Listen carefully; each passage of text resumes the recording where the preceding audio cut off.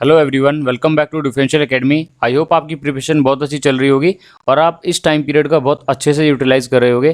देखिए, जैसा कि हम ऑलरेडी एडवांस सीरीज को डिस्कस कर रहे थे, उसमें हमने ऑलरेडी 4 सेशन को कवर किया था।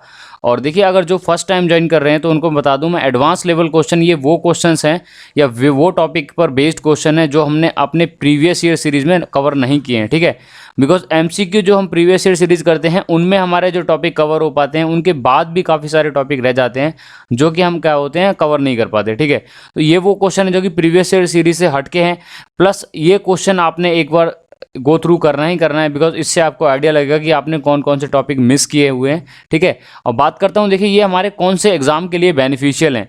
तो आने वाले आपके जितने भी एग्जाम है, फॉर एग्जांपल मैं अगर बात करता हूँ, देखिए आपका चाहे यूपीएससी इंजीनियरिंग सर्विसेज है, ठीक है, आपका गेट 2021 है, या फिर 2022 यानी कि 2022 का आप प्रिपरेशन कर रहे हो गेट का, या 2021 का प्रिपरेशन कर रहे हो, तो ये दोनों के लिए बेनिफिशियल है। ठीक है, और दूसरा देखिए हम बात करते हैं, देखिए अगर एसएससी जेई 2020, बिकॉज देखिए मैक्सिमम बच्चे जो हमारा क्या है एसएससी जेई 2020 में जो आपका पेपर होने वाला है उसकी प्रिपरेशन कर रहे हैं, तो उसके लिए तो ये बहुत ज़्यादा बेनिफिशियल है।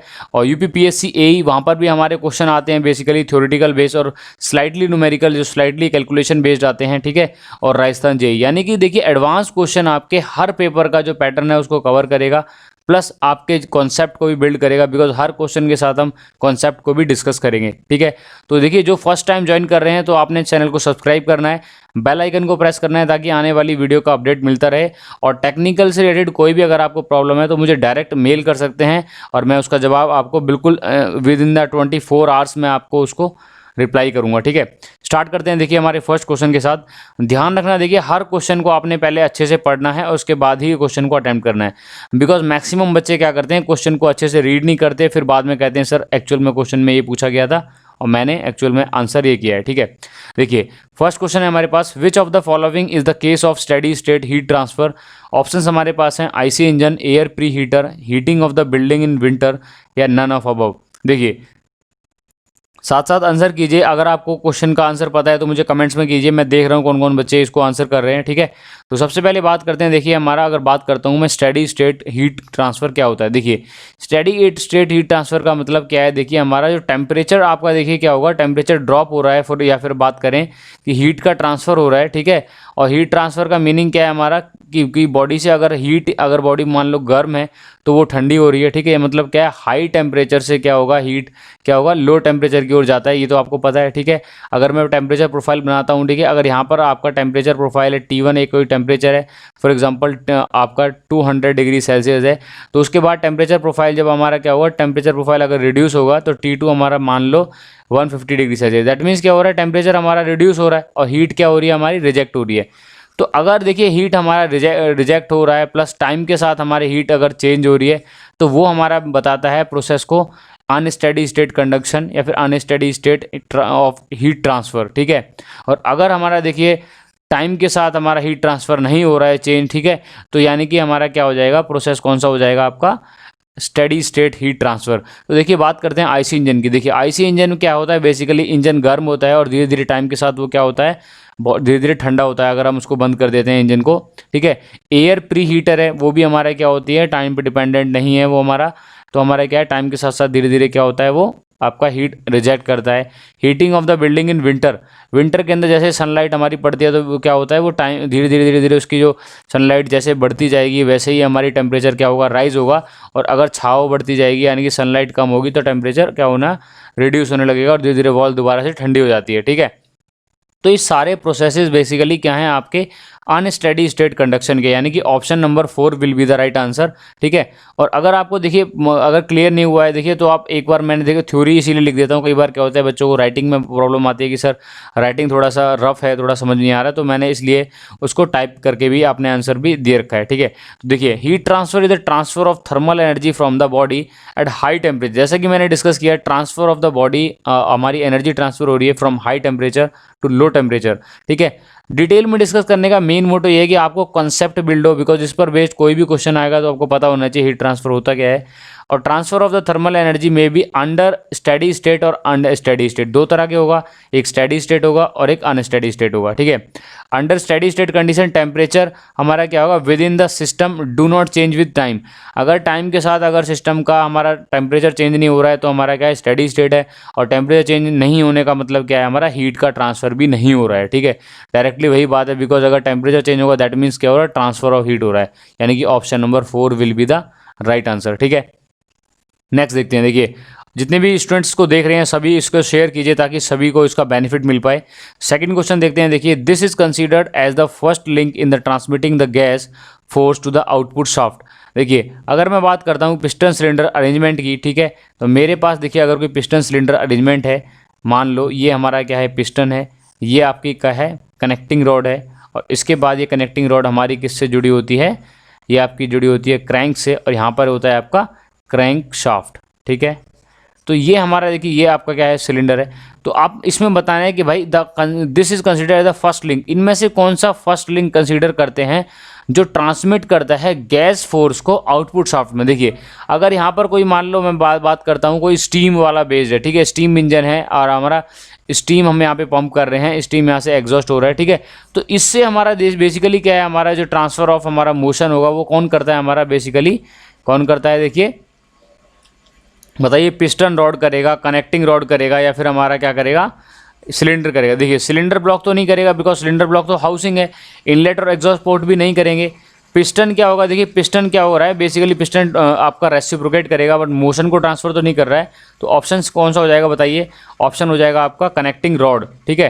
तो बेसिकली क्या हो जाएगा आपका, it act as the connecting rod. तो हमारी कनेक्टिंग रॉड है जो हमारी ट्रांसफर कर रही है मोशन को, किसको ट्रांसफर करती है आपकी, ये कर रही है आपकी क्रैंक शाफ्ट को, ठीक है।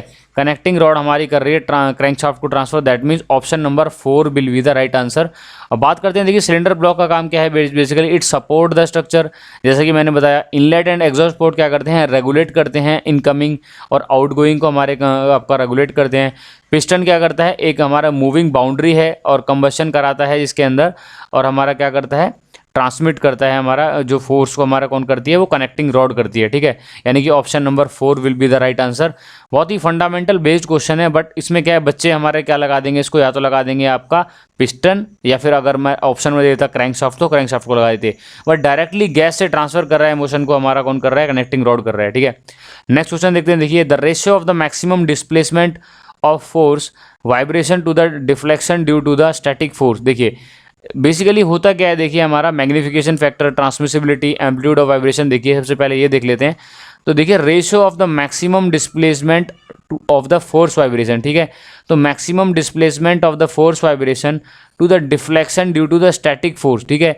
यानी कि फोर्स वाइब्रेशन से जो भी हमारा डिफ्लेक्शन हुआ था, अगर मैं डिनोट करता हूँ delta due to force vibration और delta due to static vibration, यानी कि ये क्या है, हमारी अप्लाइड है और ये हमारी क्या है, इतनी प्रोड्यूस हुई है, तो इसको हम बोलते हैं मैग्निफिकेशन फैक्टर, ठीक है।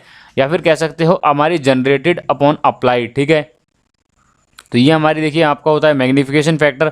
बात करते हैं एम्पलीट्यूड फैक्टर की फॉर स्टेडी स्टेट रिस्पॉन्स, ये होता है आपका x divided by root of 1 minus omega by omega N, omega upon omega N को हम डिनोट करते हैं r से, ठीक है, जो आपका क्या है, आपका फ्रीक्वेंसी का रेशो है हमारा, ठीक है। 2 जीटा, जीटा क्या है, हमारा डैम्पिंग रेशो, ठीक है। और यहाँ से हम डिनोट कर सकते हैं, हमारा ये एम्पलीट्यूड का फॉर्मूला हो जाएगा, ये मैग्निफिकेशन फैक्टर हो जाएगा, और ये हमारा क्या हो जाएगा, ट्रांसमिसिबिलिटी, ठीक है। The force transmit to the force applied is known as isolation factor, और इसको हम ट्रांसमिसिबिलिटी भी बोल देते हैं। तो ऑप्शन हमारा कौन सा हो जाएगा, right, that is magnification factor, option number 1 will be the right answer, ठीक है। देखिए शेयर कीजिए सभी और मुझे बताइए अगर आपको कोई भी अगर डाउट आ रहा है किसी भी क्वेश्चन के अंदर।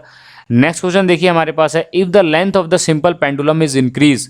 देखिए अगर हमारे पास मान लो कोई पेंडुलम है, ठीक है, ये मान लो कोई पेंडुलम है जिसका लेंथ है l, m क्या है, मास, ठीक है। अगर वेट क्या होता है, देखिए डाउनवर्ड एक्ट करता है mg। अगर हमारे पास कोई सिंपल पेंडुलम है, अगर मैं उसका लेंथ l डैश है मान लो, ठीक है, ये ट्वाइस कर देता हूँ, मान लो 4 टाइम्स कर देता हूँ, ठीक है। तो नई जो लेंथ है मैंने 4 टाइम ऑफ इनिशियल लेंथ कर दी है, तो टाइम पीरियड पे क्या इफेक्ट पड़ेगा बताइए। तो बेसिकली टाइम पीरियड पे क्या इफेक्ट पड़ेगा, देखिए जो हमारा फॉर्मूला होता है that is time period is equal to 2 pi root of L over G, ठीक है। तो यहाँ से आप देख सकते हो time period of the pendulum is directly proportional to the square root of length, यानी कि अगर मैं लेंथ को बढ़ाऊंगा तो टाइम पीरियड भी इंक्रीज करेगा।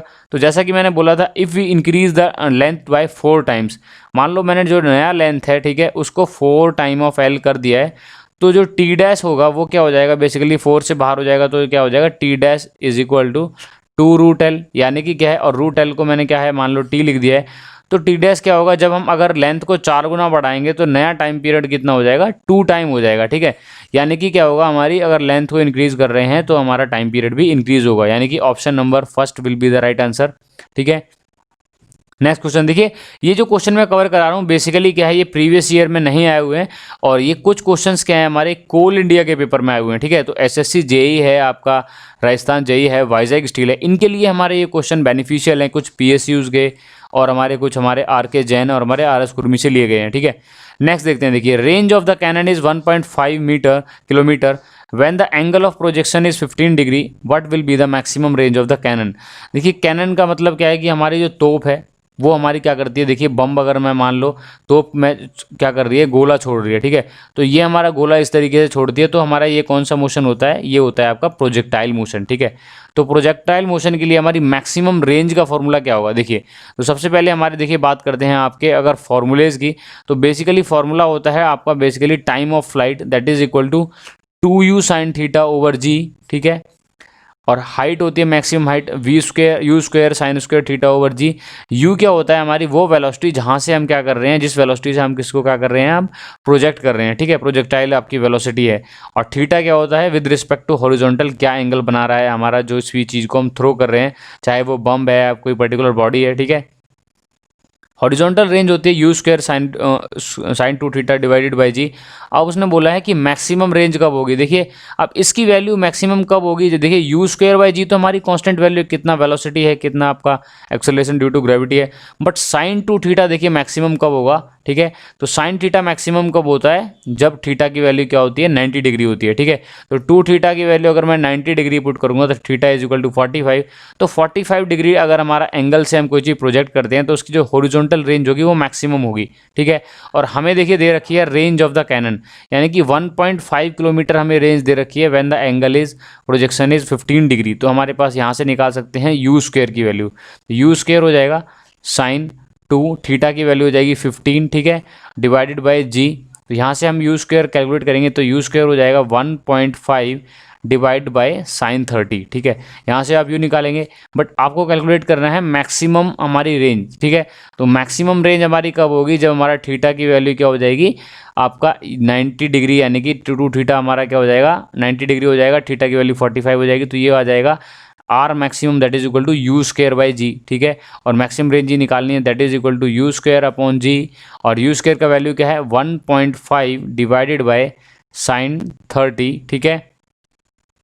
और ये यहाँ पर क्या था, जी भी आएगा बिकॉज क्रॉस मल्टीप्लाई होगा, और यहाँ पर क्या है जी है, यहाँ पर भी है, तो जी जी कैंसिल हो जाएगा, तो 1.5 डिवाइडेड बाय साइन 30, ठीक है। तो ये आपका क्या हो जाएगा 3, ठीक है, आपका किलोमीटर्स, यानी कि क्या है option number B will be the right answer. Next question देखते हैं, देखिए the value of Poisson's ratio.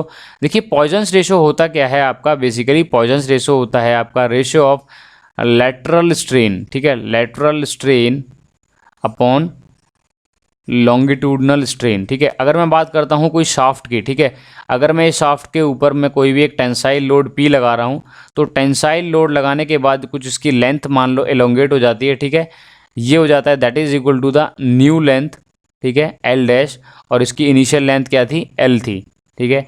और डायमीटर पहले क्या था, डी था, और बाद में डायमीटर क्या हो गया, डी डैश हो गया, ठीक है। तो लेटरल स्ट्रेन क्या होगी हमारी, जिसको हम बोलते हैं डायमीट्रिकल स्ट्रेन, ठीक है, delta D divided by initial आपका change in diameter divided by original diameter, and longitudinal strain क्या होगी, change in length divided by original length, ठीक है, दैट इज आपका क्या है लॉन्गिट्यूडनल। अब देखिए हमारा लेंथ क्या हो रही है, इनको इंक्रीज हो रही है, बट डायमीटर क्या हो रहा है हमारा, डिक्रीज हो रहा है, तो इसको हम नेगेटिव ले लेते हैं कई बार, ठीक है। तो यहाँ पर क्या होता है आपका, ये होता है आपका बेसिकली पॉइजन्स रेशो। तो इसकी वैल्यू देखिए एक्सीड क्या हमारी किससे ज़्यादा नहीं हो सकती, तो बेसिकली इसकी एक्सीड नहीं कर सकती 0.5 से, ठीक है। तो इसकी वैल्यू क्या होती है आपकी आपके लाई करती है -1 to 0.5। अब माइनस कैसे होगा, देखो यहाँ पर हमारा माइनस लिया हुआ है तो हमारी वैल्यू माइनस भी लाई करती है। और एक्चुअल में कोई भी ऐसा मटेरियल नहीं है जहाँ पर पॉइजनस रेशियो वैल्यू की क्या होगा, जो एक्चुअल में नेगेटिव लाई करे, बट हम क्या करते हैं कैलकुलेट कर लेते हैं आप थ्योरेटिकली। और बात करते हैं इसकी value can not be greater than 0.5, यानी कि 1/2 से वैल्यू इसकी वैल्यू क्या होगी, ज़्यादा नहीं होगी, इक्वल हो सकती है। और जिस मटेरियल के लिए 0.5 होती है उस मटेरियल को बोलते हैं इनकम्प्रेसिबल मटेरियल। और ठीक है, volumetric strain for the such isotropic material और की अगर बात करते हैं तो जीरो हो जाएगी। ठीक है, तो वॉल्यूमेट्रिक स्ट्रेन तो ऐसे मटेरियल की जीरो हो जाएगी, और ऐसे मटेरियल जिसके लिए 0.5 हमारा पॉइजनस रेशो होता है उनको बोलते हैं इनकम्प्रेसिबल मटेरियल, इनकम्प्रेसिबल सॉलिड्स। ठीक है, नेक्स्ट देखते हैं। देखिए ठीक है, हमारे पास नेक्स्ट क्वेश्चन है cementite contain the carbon of the tune of. देखिए सीमेंटाइट होता है, इसको बोलते हैं Fe3C। अब आयरन कार्बन डायग्राम हम ड्रॉ करते हैं, ठीक है, तो आयरन कार्बन डायग्राम ड्रॉ करने के बाद तो हम एक चीज़ देखते हैं कि हमारा ठीक है जो वैल्यू है, ठीक, तो हमारी कार्बन की आपकी वैल्यू है, ठीक है, स्टार्टिंग में तो आपका स्टील शो करता है, बट उसके बाद जो हमारा दिखाता है वो हमारा Fe3C जो कि सीमेंटाइट बताता है, जिसकी जो कार्बन परसेंटेज हमारी मैक्सिमम जाती है 6.64 या 6.67%।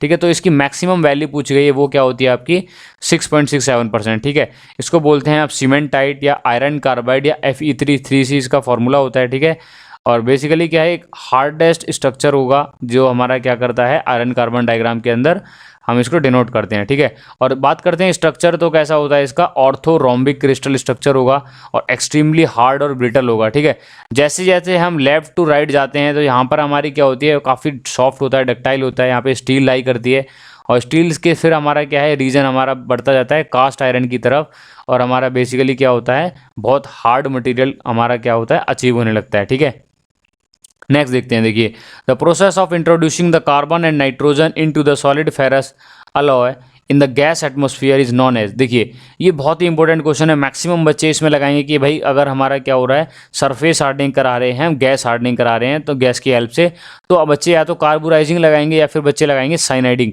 बट इसका देखिए आंसर क्या है आपका, कार्बोनाइट्राइडिंग इसका आंसर है। अब देखिए बच्चों के दिमाग में आपका क्वेश्चन आता है कि भाई कार्बोनाइट्राइडिंग प्रोसेस क्या है और बेसिकली ये कैसे डिफरेंट है हमारी साइनाइडिंग या कार्बोराइजिंग से। देखिए तो नाइट्राइडिंग एक एक्सेप्शनल टॉपिक है जिसके ऊपर मैंने अलग से वीडियो भी बना रखा है। तो बेसिकली देखिए होता क्या है, साइनाइडिंग देख लेते हैं पहले।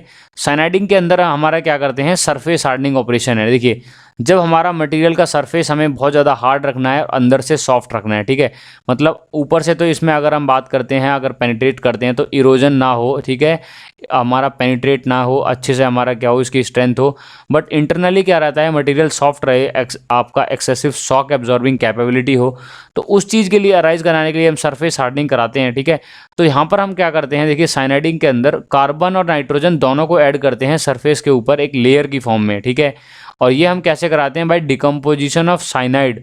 ठीक है, साइनाइड कंपाउंड लेते हैं जिसमें हमारा क्या होता है carbon as well as nitrogen दोनों के क्या होते हैं एटम्स होते हैं। ठीक है, और करते कैसे हैं, देखिए इसको हीट करते हैं स्टील को इन अ लिक्विड और सॉलिड मीडियम। ठीक है, और उसके बाद क्या करते हैं मोल्टन साइनाइड सॉल्ट बाथ के अंदर हम मेंटेन करते हैं 950 डिग्री सेल्सियस के अंदर, और उसके बाद क्या करते हैं फॉलोड बाय वाटर या ऑयल के अंदर क्विंच कर देते हैं। ठीक है, तो ये हमारा प्रोसेस है बेसिकली साइनाइडिंग का। और उसके बाद क्या करते हैं, देखिए साल्ट बाथ कंपोजिशन में vary according to the temperature. ये अगर साल्ट बाथ के लिए अगर हमें टेम्परेचर वेरी करना है, ठीक है, या अगर हमें अगर थोड़ी सी हार्डनेस उसके अलग रखनी है तो उसके लिए एक अलग जो मेथड है। बेसिकली साइनाइडिंग का आपको पता लग गया, बट कार्बोनाइट्राइडिंग ये क्या है, देखिए कार्बोनाइट्राइडिंग के अंदर क्या है, देखिए हम साइनाइडिंग जो प्रोसेस हम कर रहे थे लिक्विड के फॉर्म में, वहाँ पर हम क्या करते हैं गैस एटमॉस्फेयर के साथ करते हैं। ठीक है, तो जब हम देखिए अगर सरफेस हार्डनिंग करें with the help of gas atmosphere तो वो साइनाइडिंग ना बन के क्या बन जाएगा कार्बोनाइट्राइडिंग बन जाएगा।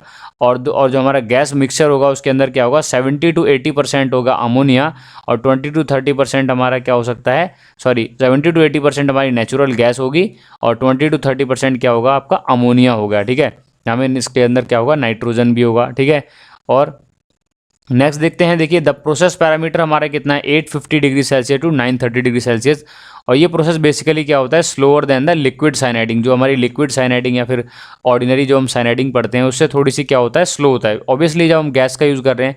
ठीक है, तो बेसिकली आंसर क्या हो जाएगा, option number 1 will be the right answer. Most important question है एग्जाम पॉइंट ऑफ व्यू के लिए, ऐसे क्वेश्चन आपको बहुत ज़्यादा फंसा देते हैं, तो थोड़ा सा ध्यान रख के करना है आपने क्वेश्चन को, ठीक है।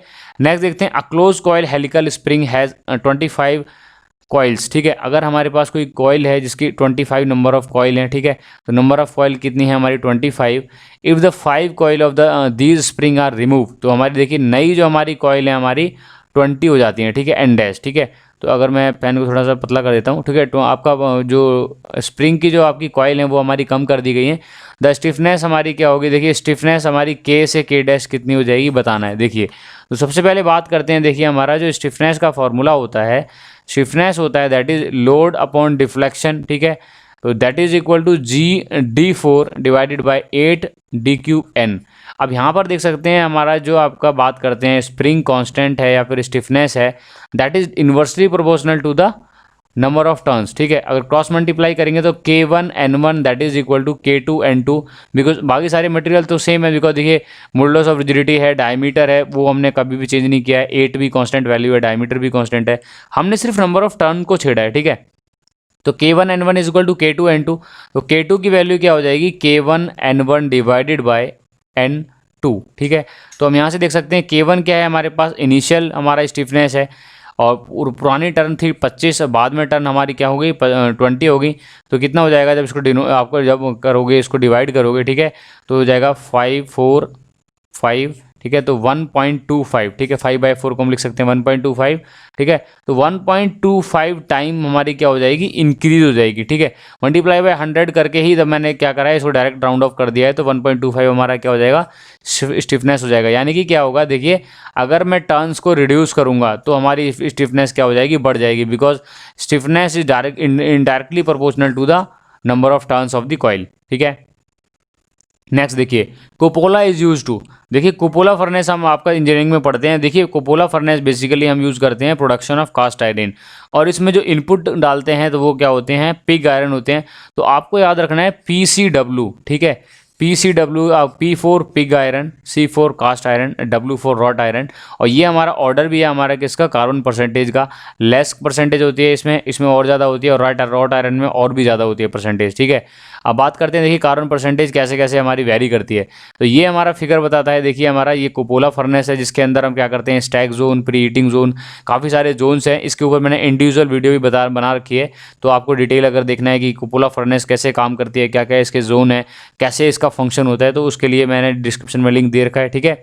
बात करते हैं मेजर जो आपके रिएक्शंस या फिर मेजर आपके जो पॉइंट्स हैं जो कि आपने एग्जाम पॉइंट ऑफ व्यू से ध्यान में रखने हैं, ठीक है।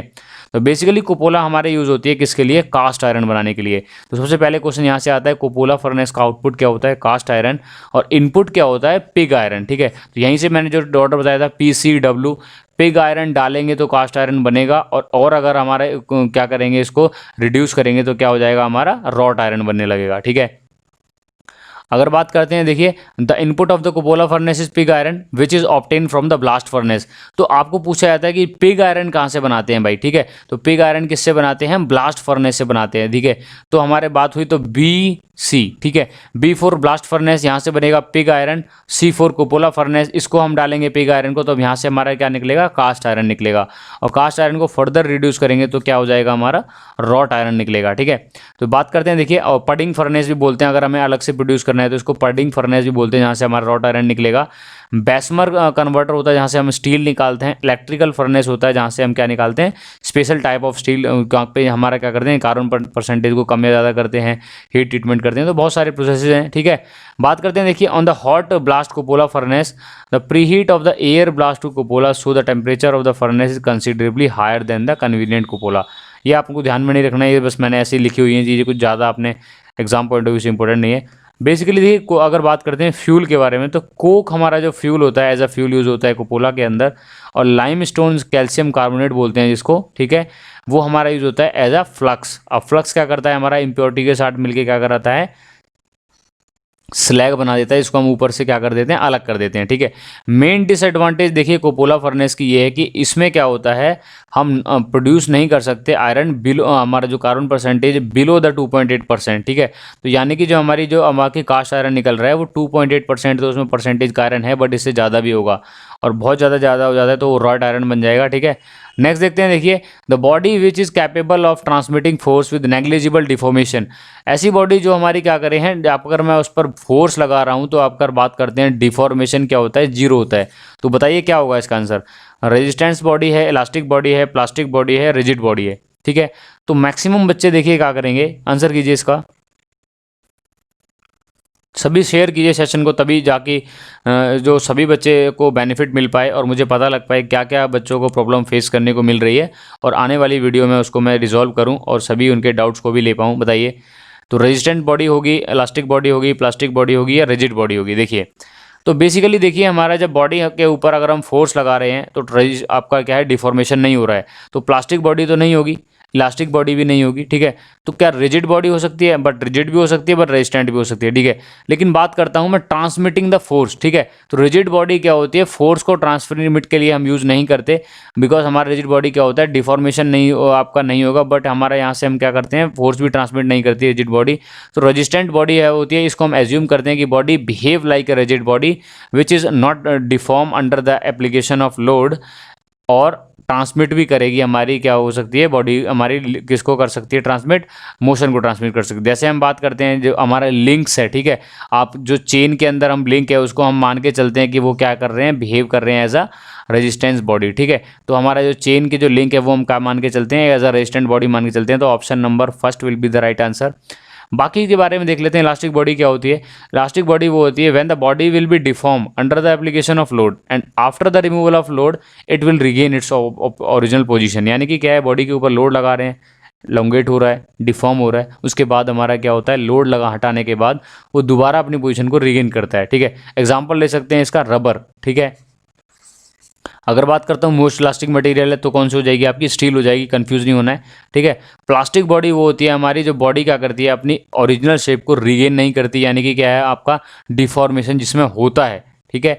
और रिजिड बॉडी क्या होती है, a body which not deform under the application of load called rigid body, ठीक है। और हमारी रेजिस्टेंट बॉडी कौन सी होती है, जहाँ पर हमारा क्या हो, डिफॉर्मेशन भी नहीं होगा और ट्रांसमिट भी कर सकती है फोर्स को। फॉर एग्जांपल हमारा स्प्रिंग है, बेल्ट है, ठीक है, आपकी चेन लिंक्स हैं, ये सब चीज़ें, ठीक है। नेक्स्ट देखिए, scheduling gives the information about. देखिए अब प्रोडक्शन प्लानिंग एंड कंट्रोलिंग हम पढ़ते हैं तो उसके अंदर शेड्यूलिंग हमारा क्या बताता है, बेसिकली आपको ये बताना है, ठीक है। तो सबसे पहले आपको पता होना चाहिए बेसिकली शेड्यूलिंग होता क्या है। देखिए तो पीपीसी एक अलग टॉपिक है इंडस्ट्रियल इंजीनियरिंग का, तो उसमें मैं थोड़ा सा मैं डिस्कस कर लेता हूँ what is PPC and what is the steps of PPC. देखिए प्रोडक्शन प्लानिंग के अंदर सबसे पहले हम बात करते हैं प्रोडक्शन प्लानिंग एंड कंट्रोल के बारे में। तो हमारा देखिए सबसे पहले क्या होता है, प्रोडक्शन प्लानिंग होता क्या है। देखिए प्रोडक्ट को हम मैन्युफैक्चर करते हैं किसी भी अगर इंडस्ट्री के अंदर, तो हम रॉ मटेरियल से हमारा जब हम कन्वर्ट करते हैं फिनिश गुड के अंदर, तो सबसे पहले क्या करते हैं, हमारी जो प्रोडक्शन करने से पहले हम प्लानिंग करते हैं, ठीक है, कि चीज़ों को कैसे लेके चलना है, क्या क्या डिफ़िकल्टीज़ आएंगी, क्या क्या हमारे एडवांस में हमें जो चीज़ों को पहले देख के चलना है ताकि हमारा प्रोडक्शन कंटिन्यूस चलता रहे, ठीक है। और कंट्रोल फेज़ के अंदर हम देखते हैं कि भाई कौन कौन सी हमारी जो प्रोग्राम करते हैं प्रोडक्शन को, ठीक है, और ताकि हमारा कॉन्स्टेंटली हमारा जो प्रोसेस है वो मेंटेन रहे, ठीक है। तो ये हमारी प्रोडक्शन प्लानिंग एंड कंट्रोल है। बात करते हैं स्टेप्स के बारे में, ठीक है। जो फर्स्ट स्टेप होता है देखिए हमारा सॉरी फर्स्ट स्टेप होता है देखिए प्रोडक्शन प्लानिंग का हमारा, देखिए क्या होता है आपका, बेसिकली स्टेप होता है राउटिंग, ठीक है, रूटिंग बोलते हैं इसको, राउटिंग बोल देते हैं बहुत से, शेड्यूलिंग, डिस्पैचिंग एंड फॉलोअप, ठीक है। तो राउटिंग के अंदर बेसिकली क्या होता है, हम वहाँ पर डिफाइन करते हैं पर्टिकुलर पाथ कि हमारा वर्कपीस किस पाथ पे ट्रांसफर होगा, किस मशीन टू मशीन ट्रांसफर होगा, सीक्वेंस ऑफ ऑपरेशन क्या रहेगा, ठीक है। फॉर एग्जांपल अगर बात करते हैं कोई डाई बना रहे हैं, ठीक है, तो पहले हमारी कौन सी मशीन होगी उस पर, ठीक है, कौन सी सीएनसी मशीन यूज़ हो रही है, फिर हमारी मिलिंग यूज़ हो रही है, या फिर हमारी दूसरी हमारा क्या हो रहा है, शेपर यूज़ हो रहा है। तो पर्टिकुलर डिफाइन करेंगे हम कौन कौन से जो ऑपरेशंस हैं। फिर उसके बाद हम करते हैं शेड्यूलिंग, ठीक है। शेड्यूलिंग में हम बनाते हैं कि भाई असाइन करते हैं कि कौन कौन इसको काम को करेगा, और बिगनिंग एंड कंप्लीशन हमारा जो आपका बात करते हैं आपका ऑपरेशन का वो कहाँ से होगा, कैसे होगा, वो पर्टिकुलर शेड्यूल बनाते हैं, ठीक है। डिस्पैच बेसिकली क्या होता है, it is the action phase, ठीक है। डिस्पैच हमारा क्या होता है, एक्शन फेज होता है। यहाँ पर क्या हो रहा है, प्रोडक्शन का हमारा देखिए कंट्रोल स्टार्ट हो गया, ठीक है, यहाँ पे हमारा एक्चुअल में ऑपरेशन स्टार्ट हो चुका है, ठीक है। और dispatch mean the starting the process, यानी कि क्या हो रहा है, यहाँ पर हमारा मशीनिंग है या फिर आपका प्रोसेस है वो स्टार्ट हो चुका है, यानी कि काम चलना स्टार्ट हो चुका है एक्चुअल में, ठीक है। अब तक जो दो प्रोसेस थे वहाँ पर क्या हो रहा है, सारा पेपर वर्क हो रहा है, प्लानिंग हो रही है, आपका एग्जीक्यूशन नहीं हो रहा है। But dispatching is the process, हमारी वो आपकी प्रोसेस है जहाँ पर आपका एग्जीक्यूशन होने लगा है, आपने जो इनिशियल दो स्टेप्स के अंदर क्या करा है, प्रिपेयर किया है, प्लान किया है, ठीक है। एक्सपीडिशन और फॉलोअप, ये बेसिकली क्या है, हमारा कंट्रोल है, ठीक है। ये हमारा कंट्रोल है, ये बताता है कि हमारा जो काम शुरू हो गया है उसको फॉलोअप लेके चलना है, कोई भी डिफिकल्टीज आ रही है उसको नोट डाउन करना है, तो उसको रेक्टिफाई करना है साथ के साथ, ताकि प्रोडक्शन रुके ना, प्लस आने वाले टाइम में भी हम उसको डेटा को देखें ताकि हमें पता लगे कि अभी पीछे जो हमने जो काम किया है उसमें क्या क्या जो हमारी डिलेज रहीं, बोटलनेक ऑपरेशंस थे, ठीक है, क्या क्या चीज़ें हमारी जो प्रॉब्लम्स थी, ठीक है। तो यहाँ पर हम देखते हैं शेड्यूलिंग गिव्स हमारा क्या बताता है, देखिए। तो शेड्यूलिंग जैसा कि मैंने डिस्कस किया बताता है इन्वॉल्व हमारा beginning and completion of the operation, और हमारा देखिए हमारे ऑप्शन क्या है, increase wall thickness of the drawn cup, obtain uniform wall thickness in the drawn cup, ठीक है। सॉरी ये क्वेश्चन नेक्स्ट है, और हमारा क्या है, देखिए हमारे पास शेड्यूलिंग क्या बता रहा है, when the work should start and how much work should be completed, या फिर हमारे ऑप्शन है when work should be complete, that how idle time can be minimize a proper utilization of machine. तो scheduling basically बताता है हमारा कि काम कब होगा और हाउ मच वर्क हमारा कंप्लीट ड्यूरिंग द एक सर्टेन पीरियड के अंदर कितना टाइम करा जाएगा, यानी कि क्या है, एक प्रॉपर शेड्यूल बनाएगा हमारा। Option number first will be the right answer, ठीक है। नेक्स्ट देखिए आयरनिंग, देखिए ऑपरेशन कौन सा होता है, आयरनिंग ऑपरेशन बताइए, increasing the wall thickness of the drawn cup, या obtaining the uniform wall thickness, या decreasing the wall thickness of the drawn cup, या decreasing the diameter of rod. देखिए तो बेसिकली क्या होता है, आयरनिंग होता है आपका डिक्रीजिंग द वॉल थिकनेस। देखिए अगर हमारे सिलिंड्रिकल जॉब है उसको हम मशीन के अंदर पास करते हैं और उसकी वॉल की जो थिकनेस है हम क्या करते हैं, उसको रिड्यूस करते हैं, ठीक है। अगर सिलिंड्रिकल जॉब है और उसको हम क्या करते हैं, पास कराते हैं पंच एंड डाई से, जहाँ पर हमारा क्या होता है, ओरिजिनल उसकी वॉल थिकनेस रिड्यूस हो जाती है, ठीक है। इस ऑपरेशन को बोलते हैं आयरनिंग, ठीक है। ऑप्शन नंबर कौन सा हो जाएगा, third will be the right answer. Answer कीजिए सभी क्वेश्चन को। देखिए नेक्स्ट क्वेश्चन देखिए, if a system undergoes an irreversible adiabatic process, कौन सी कंडीशन हमारी सेटिस्फाई होगी, बताइए। आंसर कीजिए इसका। देखिए देखिए अगर मैं बात करता हूँ, आपका बेसिक जनरल इक्वेशन होती है entropy change that is equal to D Q upon T, ठीक है, D Q upon T for a process, ठीक है। अगर मैं प्रोसेस की बात करता हूँ तो हमारा डी क्यू अपॉन टी हो जाएगा, बट साइकिल के लिए क्या हो जाएगा आपका, मैं कर्ल इंटीग्रल लगा देता हूँ, ठीक है। तो that is D S is equal to D Q upon T plus delta S generation, ठीक है। डेल्टा एस जनरेशन बता रहा है entropy generation, but irreversible process के लिए इसकी वैल्यू क्या होती है, पॉजिटिव होती है, यानी कि इरिवर्सिबल प्रोसेस के अंदर जो एंट्रोपी जनरेट होगी, बट रिवर्सिबल प्रोसेस के लिए क्या हो जाएगा, इसकी वैल्यू जीरो हो जाएगी, ठीक है। तो बात करते हैं, हमें कंडीशन दे रखी है irreversible adiabatic process. Adiabatic process के लिए क्या होता है, डेल्टा क्यू तो हमारा जीरो हो जाएगा, ठीक है। तो डी एस की वैल्यू क्या हो जाएगी, that is equal to delta Q zero, adiabatic process है, हीट ट्रांसफर नहीं होता है, प्लस डेल्टा एस जनरेशन क्या होता है हमारा, पॉजिटिव होता है, यानी कि क्या होगा, एंट्रोपी तो हमारी ग्रेटर देन जीरो होगी, ठीक है, but D Q upon T दिए हो जाएगा जीरो हो जाएगा, ठीक है। अगर तो हमारा ऑप्शन कौन सा हो जाएगा, देखिए D Q upon T is equal to zero but delta S equal to zero, यानी कि ऑप्शन नंबर क्या हो जाएगा हमारा, first will be the right answer, ठीक है। बट बात करते हैं देखिए रिवर्सिबल प्रोसेस के लिए। तो रिवर्सिबल प्रोसेस के लिए क्या होता है हमारा, रिवर्सिबल प्रोसेस होती है आपकी रिवर्सिबल प्लस एडियाबेटिक प्रोसेस, हम आइसोएंट्रोपिक प्रोसेस बोलते हैं इसको। तो रिवर्सिबल प्रोसेस के लिए हमारा क्या होता है, आपका एडियाबेटिक है तो D Q is equal to zero और आपका एस जनरेशन भी जीरो है, ठीक है। तो बात करते हैं, आपका डी एस भी जीरो होगा और डी क्यू अपॉन टी भी क्या हो जाएगा, जीरो हो जाएगा। तो ये सिचुएशन हमारी फॉलो होती है। देखिए जो हमारी बीच वाली सिचुएशन है ऑप्शन नंबर टू, ये बताती है आपकी रिवर्सिबल कंडीशन के लिए और एडियाबेटिक कंडीशन के लिए, रिवर्सिबल प्लस एडियाबेटिक, और फर्स्ट हमारा बताता है reversible plus irreversible plus adiabatic process, यानी कि option number first will be the right answer, ठीक है।